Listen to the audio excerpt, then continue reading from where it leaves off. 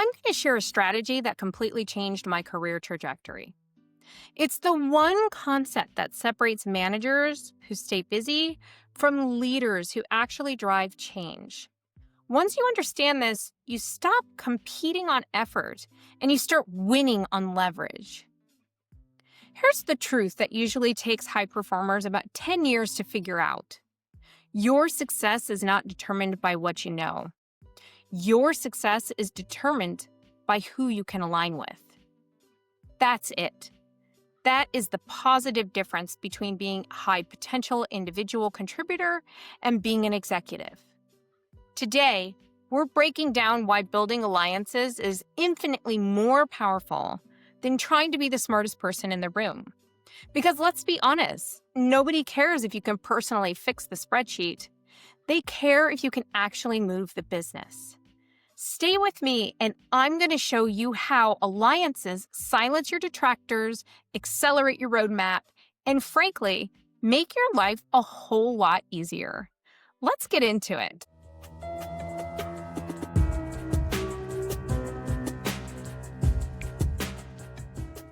There's a dangerous myth we tell high performers.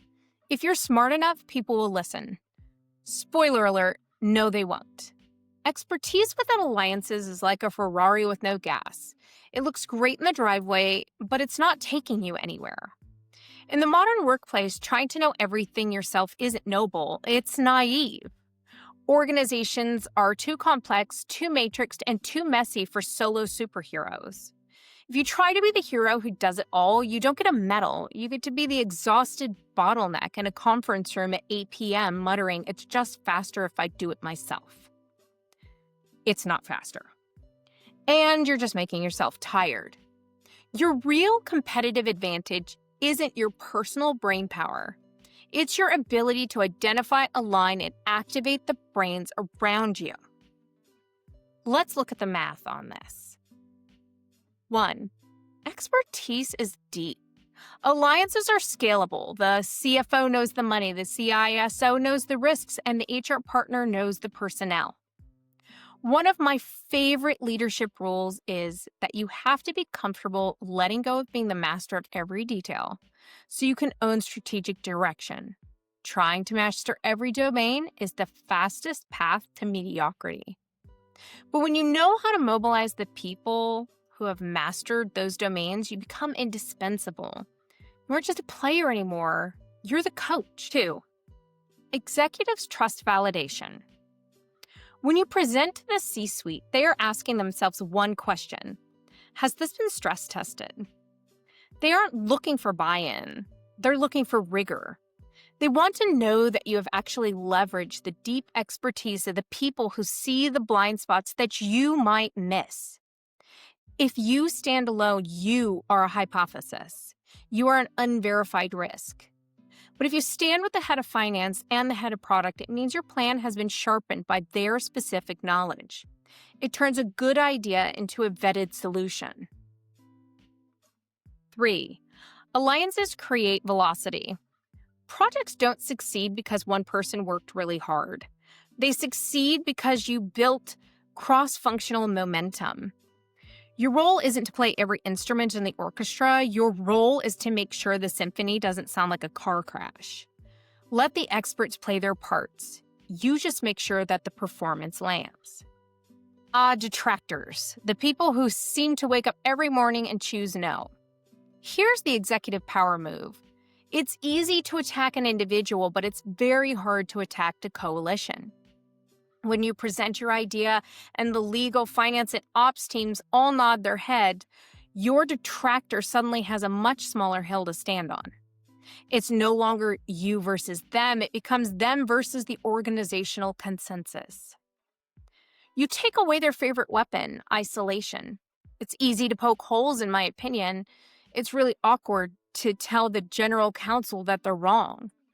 Use that to your advantage. Another is you share the heat.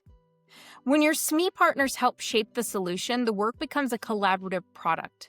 If there's a problem, it's a team conversation, not an interrogation of you. Alignment sets the tone. When a leader's team presents a unified front, it creates psychological weight.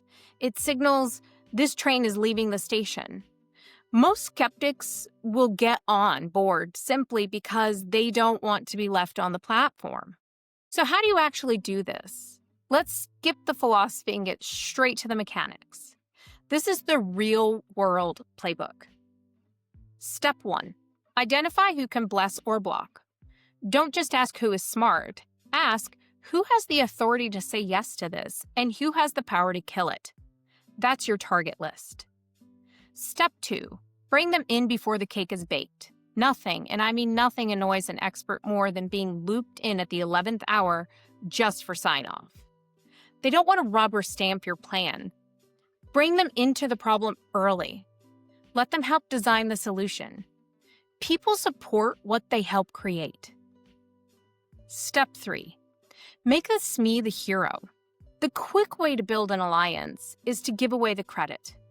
In your status updates, say, based on, insert names here, brilliant suggestion, or thanks to the finance team for their analysis.